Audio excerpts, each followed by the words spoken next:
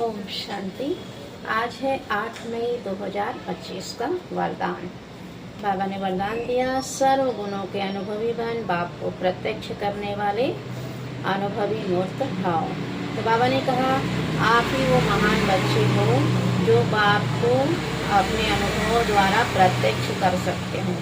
इसके लिए क्या करना है, बोल रहे बाबा, कि जो बाप के गुण है अर्थात परमात्मा के गुण हैं, उन सर्व गुणों में अनुभवी बनो, है ना। जैसे बाबा ने उदाहरण भी दिया कि जैसे परमात्मा जो है आनंद का सागर है, तो उसके आनंद की लहरों में लहराते रहो। जो भी हमारे संबंध संपर्क में आए उसको आनंद, प्रेम, सुख, शांति की अनुभूति हो, है ना। तब कहेंगे कि आप में परमात्मा के गुण आ रहे हैं। तो इसके लिए बाबा ने कहा कि आप सर्व गुणों के अनुभवी ऐसे बनो जो आप द्वारा बाप की सूरत प्रत्यक्ष हो।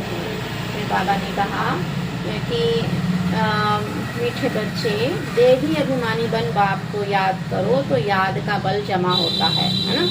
देही अभिमानी नहीं बनते हैं तो याद का बल जमा नहीं होता। देही अभिमानी अर्थात मैं आत्मा, शांत स्वरूप हूँ, प्रेम स्वरूप हूँ, सुख स्वरूप हूँ, तब कनेक्शन जुड़ता है। अपने को आत्मा भी नहीं समझा, फिर कौन सी आत्मा है वो भी नहीं समझा। आत्मा के जो गुण है उस स्वरूप में स्थित होकर फिर याद करने से याद का बल जमा होता है।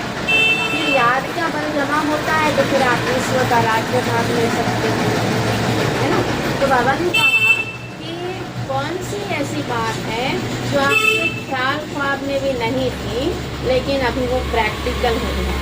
यही है, ख्याल ख्वाब में ही नहीं थे, हमारे स्वप्न में ही नहीं था कभी कि हम भगवान हमसे मिलेंगे। हम तो मूर्ति की पूजा करते रहते थे और कभी ख्याल में ही नहीं था, स्वप्न में भी नहीं था, कभी किसी के स्वप्न में भी नहीं हो सकता ऐसा।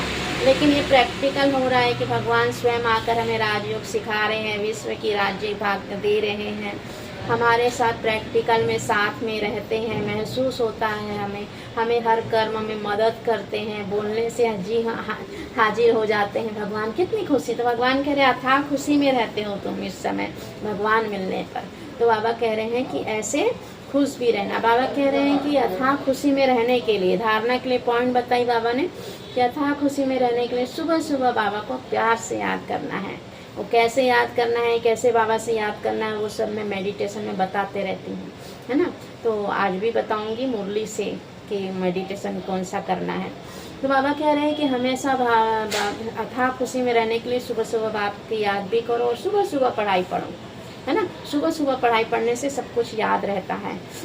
तो फिर बाबा ने कहा कि अपने आप को चेक करना है कि मेरे लक्ष्मी नारायण जैसे मेरे गुण आ रहे कि नहीं, लक्ष्मी नारायण जैसे मैं प्रैक्टिकल में बन रही हूँ कि नहीं, कोई विकार तो नहीं है। फिर बाबा ने कहा कि कौन से परवाने हो आप, फेरी लगाने वाले परवाने हो या फिदा होने वाले परवाने हो परमात्मा का।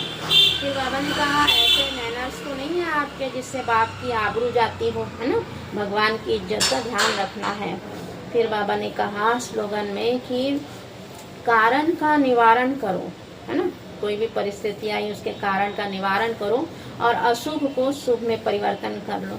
क्योंकि परिस्थितियां हमें कुछ शिक्षा देने के लिए आती हैं, कुछ आगे बढ़ाने के लिए आती है। इसलिए बाबा कह रहे हैं उन परिस्थितियों में फंसो मत। उसमें से कारण कोई भी आया उसका निवारण कर लो। निवारण बहुत होते हैं भगवान के ज्ञान में, है ना। तो इसमें कोई टेंशन लेने की बात नहीं। कोई भी परिस्थिति आई, कोई भी बात आई तो उस अशुभ में से शुभ निकाल लो ना, कि मेरे लिए कौन सी शिक्षा है इसमें से, या मैं इससे क्या फायदा उठाऊं, या मैं इससे क्या सीख लूं। यही तो करना है। ओम शांति। स्वस्थ रहिए, मस्त रहिए, प्रभु की याद में व्यस्त रहिए।